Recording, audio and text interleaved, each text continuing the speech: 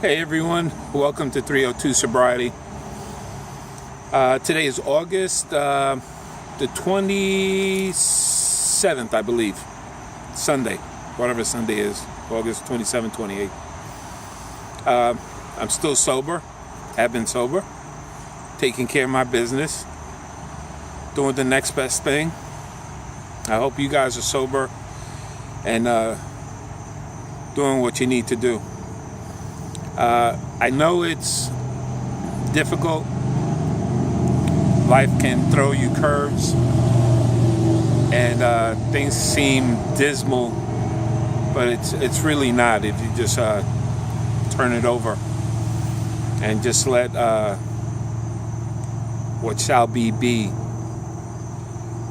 For myself, I'm off probation. I'm feeling real good. I've been feeling really, really good. Working, going to my meetings.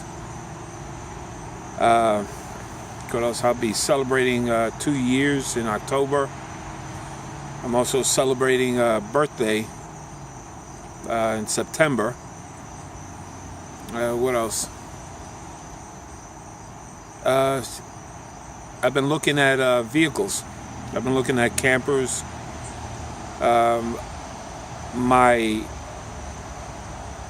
I think the way I'm going to head towards is a conversion van. First of all, my wonderful friend and boss was able to hook me up with her mother-in-law. She was getting rid of her conversion van, and I'm just like blown away that not only the people that come into my lives when I least expected, and not only, I have to follow the rhythm, the vibes of what my higher power gives me, and at the same time take care of myself, be kind to myself, be kind to others. And that was one thing as an alcoholic I wasn't doing. It was all about me. Me, screw everybody else. And things do come to you if you live in the moment and stop thinking about what if it turned out this way. Yeah, what if, that's past tense. Just don't make the same mistakes again. I've been keeping sober by doing crafting, doing jewelry with crystals, bracelets, anything to keep me busy. Working with my daughter. I've gone shopping with my daughter. It's funny because when I was drinking, I didn't spend time the way I should have with my children. I was there in their presence. Excuse me.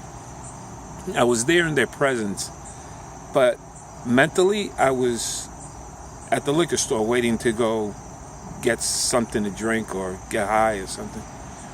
And it's not like that now. Now I'm enjoying being with my daughter. I was the purse holder and the jacket holder and the one waiting outside while she's shopping, and she's asking me for fashion advice, and this doesn't look good, and I'm trying to teach her to step out of her comfort zone so she could try something different that looks good. I tell her, I'm not going to let my baby girl go out looking like a clown.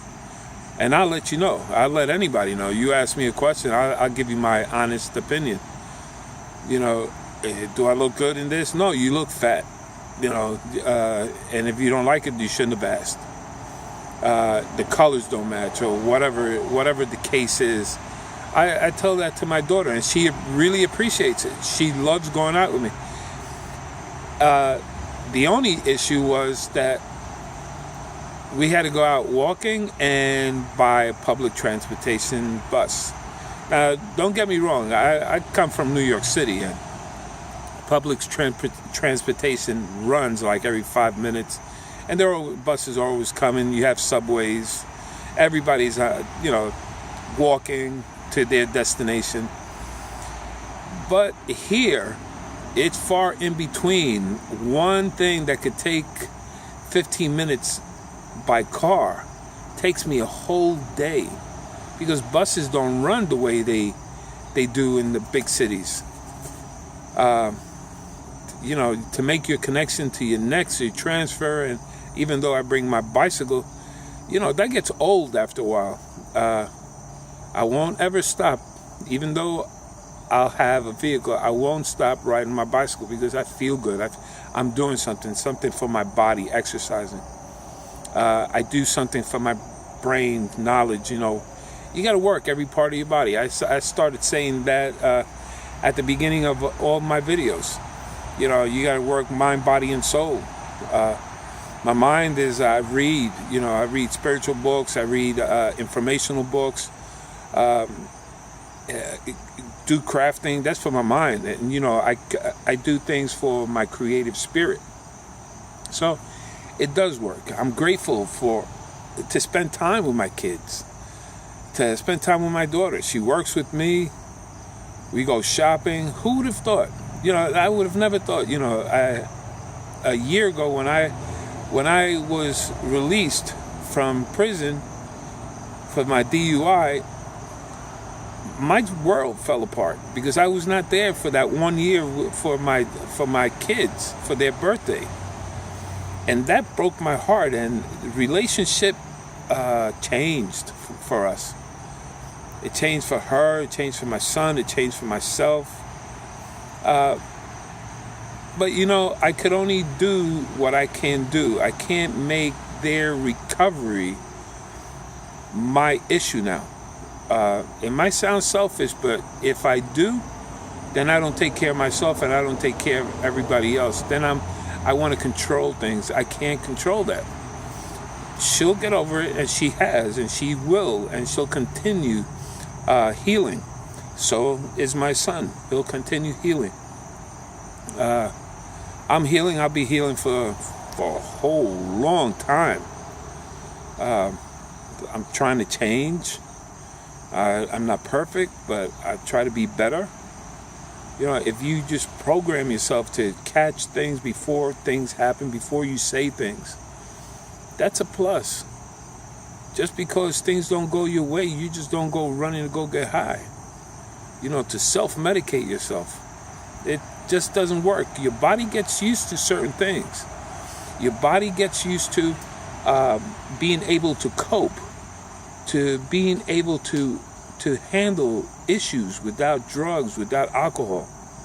And people see that. People see that you try, that you're not one of these people that just, I'm going to give up. Hey, it's easier. I'm going to go get high, hang out, whatever, get whatever free, whatever I can get from anybody else. It's not about that. I'd rather give to somebody else, and some people get angry because I want to give. It's almost like a contest within myself. How good can I be to somebody else? And that makes me happier. I tried to do it without anybody knowing, because I like to see their faces, and it's a gift. You give, it's a gift that gives back. It's not all about monetary. It's not all about, money doesn't have to be green all the time. Money could be a smile. Money could be a shoulder to cry on. Money could be helping someone do something, driving them someplace, driving them to the meeting. That's valuable. Taking them out shopping, seeing an old lady that from the neighborhood, and nobody, your people around your neighborhood. Who talks to them? Do you see family go visit them? No, you pay a visit. Be grateful for all these things, because that might be you. You see a drunk person, a high person, don't say, oh, I got to stay away from them. All of a sudden, what, you're high and mighty? You don't want to be next to them because they drink or they get high? No, you know something? You should be able to take a look and say, that could be me. Somebody was there to help me out. Somebody spoke to me. Somebody got to my heart. I was able to do something. Those are the things you got to take a look at, and maybe you plant the seed on somebody's mind, in somebody's mind. you never know what you can do. You never know what the power of words are. You know, your higher power will guide you. You know the right thing to do. You know how it feels when you're doing something right. You know, I got most of my stuff that I lost the last time from my wallet. I'm moving along, and I don't know. You got to take it a day at a time. You know, there's suggestions. Use those steps in those meetings. Those steps are there for a reason. And don't skip steps, because they go from 1 to 2 to 3, and you really have to work them. Not just run through 12 steps real quick. You got 12 steps, 12 traditions. You know, they all interlock with each other to create a new person, a new life. And those steps are your foundation to work it with your higher power, with your sponsor, to guide you the right way. So, you know, take a chance. Go to those meetings. If not a meeting, go get some help. Get some help that you know that's going to work. Something that, not that you're going to feel comfortable, because sometimes, like for me, I'd rather have somebody in my face telling me what I have to do, and I don't like that. But I need that. I don't want it, but I need it. Because then I'll go home and I'll start thinking, you know, that's my sponsor said something, you know, I guess he's right, you know. And then I work it from there. Families are, you know, precious. Your mom, your dad, they try to do what they could do with what they had. And be appreciative about it. Be grateful about it. Because you know something? If you're young or you're old, remember the times that you just had to, you went out on your own. That was rough. That was rough for me. Because I wasn't really prepared to be out on my own. You know, I was under the wing of my mom and my dad. You know, always had a house. I always knew where I could always fall back. And no, you know, be your own person.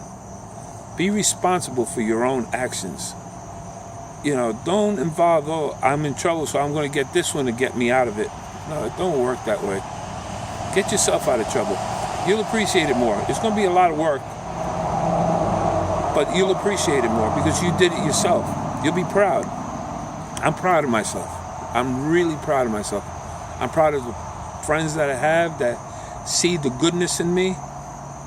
I'm proud of the job that I was able to get. I'm proud of my boss for giving me a chance. I'm proud of, you know, things don't always work out well, but you do the best that you can. Always be kind. And with that, you know, it's almost time because these videos, I'm doing it on a phone. They only give you like about 15 minutes to talk. If I did it on my computer, it'd be longer. But I could talk. I'm from New York. I could talk, run my mouth and everything. I have friends, you know, and some of them tell me, hey, Mike, slow it up, keep quiet. And I hear them because I know who I am. I know how I am. Well, with that, please, this is again what I do to stay sober. This is my life. You have to find what's comfortable and what works for you. Whether it's professional help, the meetings, NA, AA, Al-Anon, IOP, you know, anything that helps you to gain your sanity. And with that, my friends, I want you to stay sober one day at a time. Stay strong and sober one day at a time. You could do it. Look at me. I'm getting better every day. I'm not going to get cured, but I will get better, and I'm happy. Thank you.